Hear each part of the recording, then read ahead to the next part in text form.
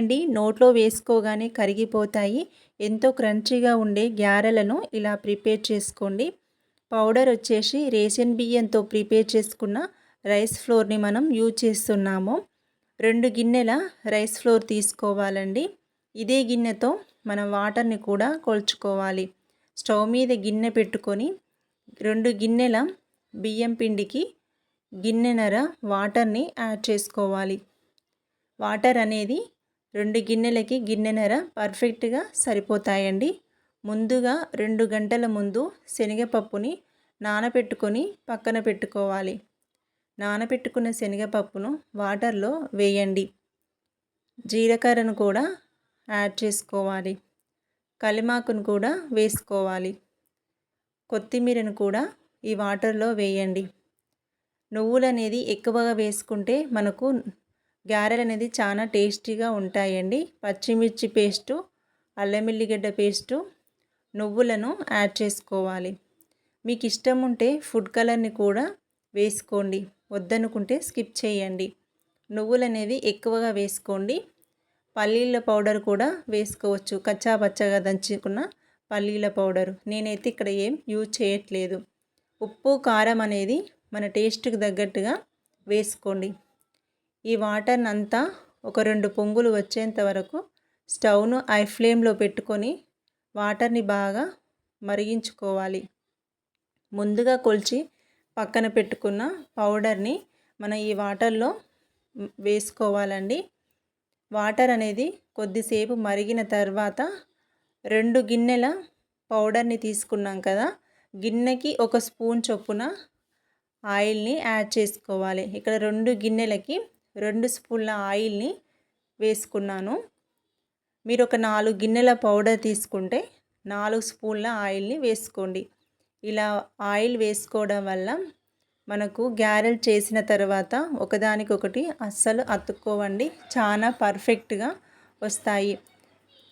ముందుగా కొలుచుకొని పక్కన పెట్టుకున్న పౌడర్ని ఈ వాటర్లో యాడ్ చేసుకోవాలి. స్టవ్ అనేది మొత్తం బంద్ చేసుకోవాలండి. పౌడర్ మొత్తం ఉండలు లేకుండా కలుపుకోవాలి.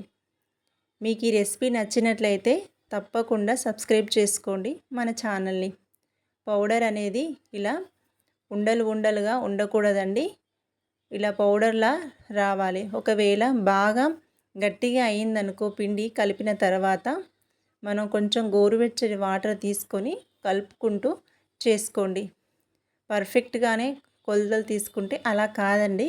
ఒకవేళ ఎక్కువసేపు మరిగిస్తే వాటర్ అనేది తగ్గిపోతుంది కదా, అలా జరిగినట్లయితే గోరువెచ్చని వాటర్ని కలుపుకుంటూ పిండిని కలపండి, పర్ఫెక్ట్గా వస్తాయండి.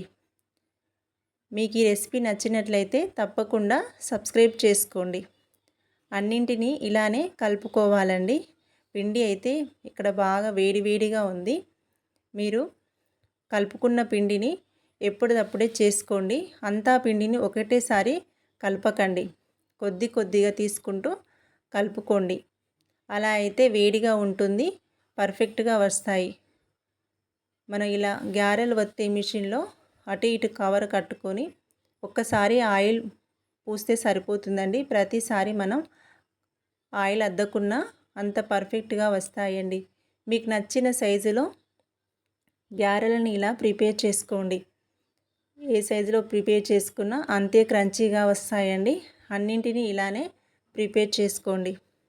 మన ఛానల్లో ఉన్న రెసిపీస్ అన్నింటినీ వాచ్ చేయండి.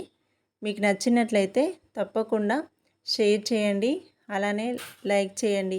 మీకు ఎలాంటి రెసిపీస్ కావాలో కామెంట్ బాక్స్లో కామెంట్ చేయండి. ఇలా నేను అన్నీ రెడీ చేసి ఒకదాని మీద ఒకటి వేసానండి, ఏ మాత్రం కూడా అతుక్కుపోవు.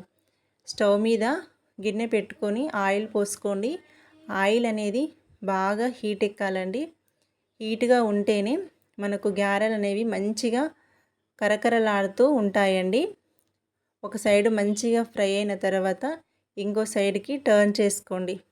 ఒక చిన్న ట్రిప్ అండి, మీరు ఎప్పుడైనా గ్యారెలని ఏ పిండి వంటలైనా ఒక వాయి వేసిన తర్వాత ఇమీడియట్గా నెక్స్ట్ వాయి వేయొద్దండి. ఒక 2 నిమిషాలు గ్యాప్ ఇచ్చి ఆయిల్ అనేది బాగా హీట్ అయ్యేలా చూసుకోండి. అలా అయితేనే మనకు మంచిగా కరకరలాడుతూ వస్తాయండి. ఇప్పుడు ఈ వాయి తీయగానే ఇమీడియట్గా నెక్స్ట్ వాయి వేయొద్దండి. ఒక 2 నిమిషాలు మనం ఆయిల్ని బాగా హీట్ చేసుకోవాలి. వన్ సైడ్ మంచిగా ఫ్రై అయిన తర్వాత నెక్స్ట్ సైడ్కి టర్న్ చేసుకొని గారెలన్నింటినీ కలర్ మంచిగా చేంజ్ అయ్యే వరకు ఫ్రై చేసుకోవాలి. ఇలా ఫ్రై చేసుకోండి. ఎంతో టేస్టీగా ఉండే గారెలు రెడీ అవుతాయి.